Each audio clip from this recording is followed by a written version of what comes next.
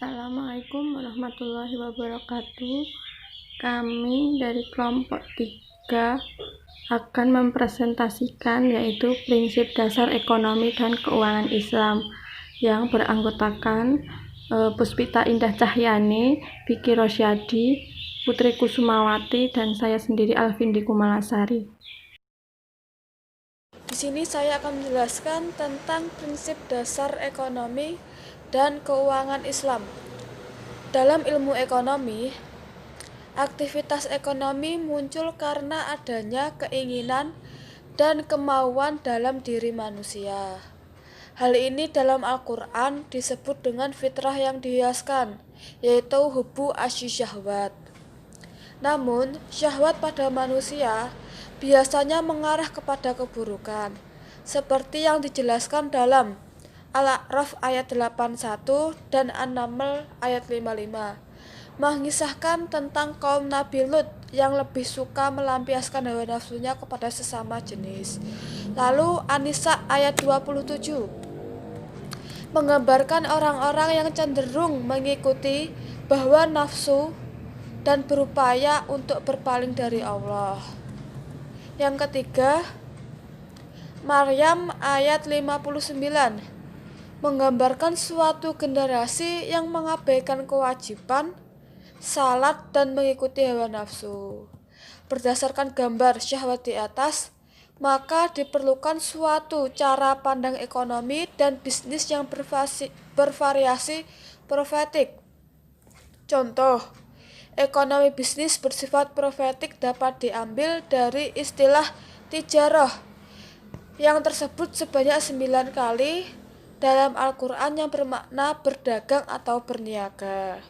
Menurut Ar-Raqib Al-Ashfahani, tijarah berarti penggolongan harta benda untuk mencari keuntungan.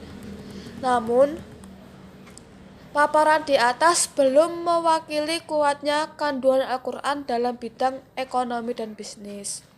Ayat-ayat yang memuat ekonomi bisnis diantaranya Ali Imran ayat 14, An-Nisa ayat 5, Ar-Rum ayat 37, dan Al-Jumu'ah ayat 10. Penjelasan dari salah satu ayat yaitu Ali Imran ayat 14 memperlihatkan sifat dasariah manusia yang tidak dapat lepas dari harta benda dan lainnya yang bersifat material. Pada ayat ini secara tegas disebutkan bahwa dihiaskan pada manusia hubus syahwat. Hub adalah rasa cinta yang mendalam, sedangkan asyahwat adalah kecenderungan hati yang sulit terbendung kepada sesuatu yang bersifat indrawi atau material. Pandangan Al-Quran tentang harta benda dapat dipelajari dari ayat berikut. 1. An-Nisa ayat 5. Dalam ayat ini disebutkan, janganlah memberikan atau mengamanahkan atau menginvestasikan harta benda kepada as-sufaha, maksudnya orang-orang yang belum cakap, kurang keahlian atau tidak profesional. Karena harta benda itu berfungsi sebagai hiyama, tidak hidup bagi manusia, pokok kehidupan atau modal dasar kehidupan. Seharusnya jadikanlah dari modal harta benda itu berkembang atau dikembangkan sehingga kamu dapat memberikan rezeki dan pakaian kepada mereka tanpa mengurangi modal harta benda. Warzukuhum fiha, bukan warzukuhum minha. Yang kedua, Al-Baqarah ayat 180. Harta benda disebut Al-Quran sebagai khairan. Kutiba alaikum idza hadara ahadukum al-mautu intaro khairan.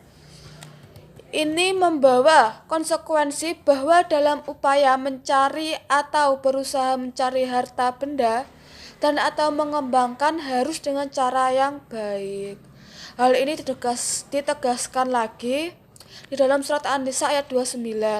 La taqulu amwalakum bainakum bil batil. Tiga selanjutnya yaitu pemikiran-pemikiran ekonomi menurut para filsuf. Yang pertama, Plato. Salah satu gagasan ekonomi yang dikembangkan oleh Plato adalah tentang keadilan dalam sebuah negara ideal. Dalam suatu negara ideal, kemajuan tergantung pada pembagian kerja yang timbul secara alamiah dalam masyarakat. Setiap organisasi mempunyai sifat dan kecenderungan yang berbeda-beda antara satu dengan lainnya, dan dengan sendirinya bidang pekerjaan yang diminati akan berbeda pula.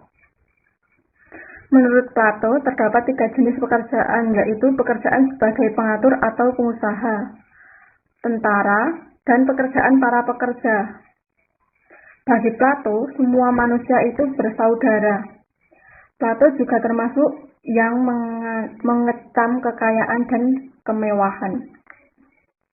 Yang kedua, Aristoteles adalah yang pertama kali memandang ekonomi sebagai suatu bidang tersendiri. Ia juga yang pertama kali meletakkan dasar tentang teori nilai dan teori harga. Kontribusi yang paling besar dari Aristoteles adalah tentang pertukaran barang dan kegunaan uang dalam pertukaran barang tersebut. Menurutnya, kebutuhan manusia itu terlalu banyak tetapi keinginannya relatif terbatas. Pemikiran ekonomi Aristoteles sangat maju, sehingga pendapatnya menjadi dasar analisis ilmuwan modern, karena ia berpangkal dari data. Bagi Aristoteles, kekayaan sejati adalah barang dan jasa yang sungguh-sungguh dibutuhkan, sedangkan selebihnya merupakan pemborosan.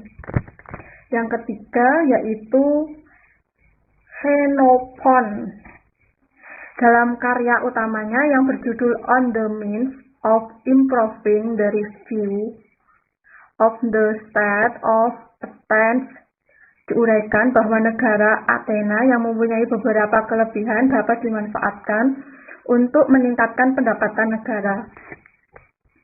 Athena adalah kota pusat perdagangan yang memiliki iklim sangat nyaman. Tanahnya subur dan mengandung deposit emas dan perak dalam jumlah yang banyak.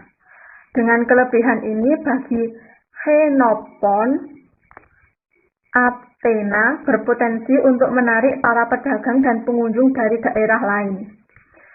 Para pengunjung ini bagi Xenophon harus dilayani dengan baik.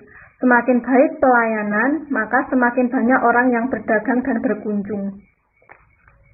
Yang keempat yaitu St. Albertus Magnus dan St. Thomas Aquinas merupakan tokoh kunci pemikiran ekonomi skolastik. Pemikiran ini tumbuh ketika masyarakat petani beralih memulai proses industrialisasi di Eropa. Bercirikan kuatnya hubungan antara ekonomi dengan masalah etis serta besarnya perhatian pada masalah keadilan. Pandangan Albertus yang terkenal adalah pemikirannya tentang harta yang adil dan pantas, just price, yaitu harta yang sama besarnya dengan biaya dan tenaga yang dikeluarkan untuk menciptakan suatu barang. Atas dasar harga yang pantas ini, maka aktivitas tukar-menukar barang harus menyertakan unsur etis. Sedangkan pemikiran Aquinas yang terkenal adalah kutukannya atas bunga yang dianggap sebagai riba, dan orang yang memperankannya uang disebut sebagai pedosa. Dalam karyanya yang terkenal yaitu Summa Theologica maksudnya. Ia menjelaskan bahwa memungut bunga dari uang yang dipinjamkan adalah tidak adil, sebab sama artinya dengan menjual sesuatu yang tidak ada. Yang kelima yaitu Baptist Colbert dan Jean Bodin adalah salah satu tokoh mazhab merkantilisme. Karena aspek pemikirannya yang kurang sistematis, maka merkantilisme ada yang menganggap bukan mazhab, ada juga yang menganggap sebagai mazhab. Di antara pokok pikiran aliran ini adalah memandang apabila suatu negara mempunyai negara perdagangan yang positif, maka menunjukkan negara itu kaya. Kaum merkantilisme dengan demikian mengidentikan uang dengan kekayaan. Pokok pemikiran kaum merkantilis yang sudah diterima adalah anggapan bahwa apabila dua pihak saling melakukan tukar-menukar, maka salah satu pihak akan mencapai keuntungan, sedangkan pihak lainnya menderita kerugian. Yang keenam adalah Perancis Francois Quesnay merupakan tokoh dari mazhab fisiokratis. Mazhab ini menganggap bahwa pertanian atau penguasaan terhadap alam merupakan sumber kekayaan, bahkan dianggap sebagai sumber tunggal kekayaan. Pokok pemikiran fisiokratis bertolak dari anggapan hanya tanahlah yang bersifat produktif. Hasil tanah didistribusikan melalui pertukaran antara berbagai kelas masyarakat, yaitu kelas petani, kelas pemilik tanah, dan kelas para tukang, pengusaha atau pedagang. Dan yang terakhir yaitu Adam Smith, David Ricardo, dan Thomas Robert merupakan tokoh mazhab klasik. Mazhab ini mempunyai pandangan menempatkan teori harga pada pusat analisis ekonomi. Pokok pemikiran mazhab ini adalah alat terpenting dalam ekonomi, yaitu penyesuaian antara permintaan dan penawaran. Di semua pasar akan terjadi proses penyesuaian sampai ditampak seimbang. Pasar dalam pandangan klasik, pasar terbentuk persaingan bebas, sifat produktif yang hanya bersifat material semata. Penawaran pasar menentukan harga, dan laissez-faire atau kebijakan non-intervensi pemerintah dalam bidang ekonomi. 4 prinsip utama dalam sistem ekonomi Islam yang diisyaratkan di dalam Al-Quran. Yang pertama, hemat dan tidak bermewah-mewahan, bermakna bahwa tindakan ekonomi hanya sekedar untuk memenuhi kebutuhan, bukan memuaskan keinginan. Yang kedua, implementasi zakat. Yang ketiga, penghapusan atau pelarangan riba, gharar, dan maisir, menjadikan sistem bagi hasil dengan instrumen mudharabah dan musyarakah sebagai pengganti sistem kredit. Berikut instrumen bunganya dan membersihkan ekonomi dari segala perilaku buruk yang merusak sistem, seperti perilaku menipu dan judi. Yang keempat, menjalankan usaha yang halal. Dari produk atau komoditi, manajemen, proses produksi, hingga proses sirkulasi atau distribusi harus ada dalam kerangka halal. Usaha tadi tidak boleh bersentuhan dengan judi dan spekulasi, atau tindakan lainnya yang dilarang secara syariah. Meskipun begitu, ada kaidah hukum dalam Islam yang cukup menjadikan rujukan dalam aktivitas ekonomi, yaitu pada dasarnya aktivitas apapun hukumnya boleh, sampai ada dalil yang melarang aktivitas itu secara syariah. Oke guys, tadi kan udah dijelasin tuh 4 prinsip ekonomi dan bisnis Islam. Nah, selanjutnya nih ada pendapat dari Afzalur Rahman yang dia menjelaskan prinsip ekonomi dan bisnis yang adil yang telah dicontohkan oleh Rasulullah. Ada 6. Yang pertama itu ada penghasilan terbaik. Nabi mendapatkan penghasilan yang halal dengan cara bekerja keras. Hal ini tercermin dalam hadisnya, yaitu tidak seorang pun pernah memakan makanan yang lebih baik daripada memakan apa yang ia makan dari hasil kerja dengan tangannya sendiri. Nabi Daud bisa makan dari hasil kerja tangannya, hadis riwayat Bukhari.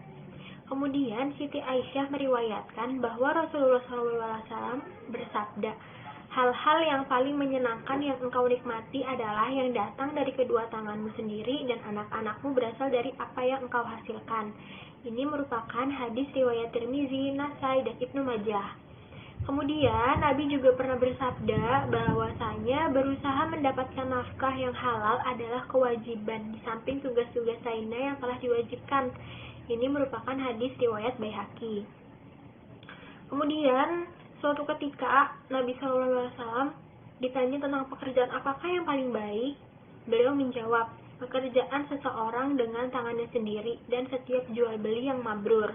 Ini merupakan hadis riwayat Al-Bazzar. Nah, yang kedua nih, menjaga dari kegiatan ekonomi dan bisnis atas komoditas yang terlarang oleh syariat. Nabi melarang beberapa jenis perdagangan, baik karena hakikat perdagangan yang terlarang maupun terdapat unsur-unsur yang diharamkan di dalamnya. Dalam hadisnya, beliau dengan tegas melarang perdagangan barang haram seperti babi, darah, bangkai, dan alkohol. Dari Jabir bin Abdullah radhiyallahu anha meriwayatkan, Nabi SAW bersabda, yang artinya, sesungguhnya Allah Subhanahu wa Ta'ala dan Rasulnya telah mengharamkan menjual khamar, bangkai, babi, dan berhala. Lalu seseorang bertanya, ya Rasulullah, bagaimana hukumnya lemak yang terdapat dalam bangkai? Karena lemak bangkai itu digunakan orang untuk gemuk perahu, untuk meminyaki kulit, dan untuk menyalakan lampu. Maka beliau bersabda, tidak boleh, itu haram. Kemudian beliau bersabda lagi, karena itulah Allah Subhanahu wa Ta'ala mengutuk orang-orang Yahudi. Allah telah mengharamkan atas mereka lemak bangkai, tetapi mereka mengolahnya juga. Kemudian mereka jual dan hasilnya mereka makan. Nah, selanjutnya yang ketiga, Nabi secara tegas melarang praktek riba. Di dalam amanat terakhirnya pada tanggal 9 Zulhijjah tahun 10 Hijriah, Rasulullah Shallallahu Alaihi Wasallam menekankan kembali sikap Islam terhadap riba. Ingatlah bahwa kamu akan menghadap Tuhanmu dan Dia pasti akan menghitung amalanmu. Allah telah melarang kamu mengambil riba. Oleh karena itu, hutang akibat riba harus dihapuskan. Modal kamu adalah hak kamu. Kamu tidak akan menderita ataupun mengalami ketidakadilan. Nah, Nabi semasa hidupnya telah melarang beberapa bentuk bisnis dan perdagangan yang menguntungkan satu pihak dan merugikan pihak lainnya, yang memicu perselisihan atau adanya ketidakjelasan dalam jual beli itu sendiri, baik dari segi kondisi barang, takaran, dan lain-lain. Yang keempat, bersikap baik dalam hubungan ekonomi dan bisnis. Nabi sangat sopan dan baik hati dalam melakukan transaksi bisnis. Nabi selalu menasihati para sahabatnya untuk bersikap tidak diskriminatif kepada siapa saja dan dengan siapa saja ketika melakukan transaksi. Dalam hadis Jabir diriwayatkan bahwa Rasulullah SAW bersabda, rahmat Allah kepada orang yang berbaik hati ketika ia menjual dan membeli dan ketika ia mengambil keputusan. Hadis riwayat Bukhari. Kemudian beliau bersabda lagi bahwa hindari banyak tersumpah ketika melakukan transaksi bisnis, sebab hal itu dapat menghasilkan suatu penjualan yang cepat tetapi hilang berkahnya. Hadis riwayat Bukhari dan Muslim. Yang kelima adalah menjamin hak-hak pihak yang terlibat dalam transaksi. Allah dan Rasul-Nya telah menetapkan pertukaran barang dengan persetujuan antara kedua belah pihak dalam suatu transaksi sebagai sesuatu yang halal dan melarang mengambil suatu barang tanpa persetujuan dan izin yang punya. Selain itu, pihak yang terlibat dijamin haknya untuk membatalkan transaksi apabila terdapat ketidakcocokan. Nah, yang terakhir ini ada terrealisasinya persetujuan antara kedua belah pihak yang terlibat dalam transaksi ekonomi bisnis. Hal ini dijelaskan dalam Quran Surat An-Nisa ayat 29. Nah, keenam hal di atas tadi merupakan sebagian dari nilai-nilai teladan dan prinsip perilaku ekonomi dan bisnis Nabi. Utamanya dimaksudkan agar segala aktivitas manusia betul-betul dapat mencapai sebuah kesejahteraan, kedamaian, dan kemenangan dunia dan akhirat, sesuai dengan visi sistem ekonomi Islam itu sendiri. Prinsip ini menjadi tuntutan garis besar dari perilaku individual dan juga kolektif. Namun, keberhasilannya tentu saja bukan hanya bergantung pada kedisiplinan implementasi dari prinsip ini saja, tetapi juga harus didukung oleh usaha dalam kerangka sistem Islam di luar aktivitas ekonomi, seperti hukum, politik, budaya, dan lain-lain. Sekian. Cukup sekian presentasi dari kami, kurang lebihnya mohon maaf. Wassalamualaikum warahmatullahi wabarakatuh.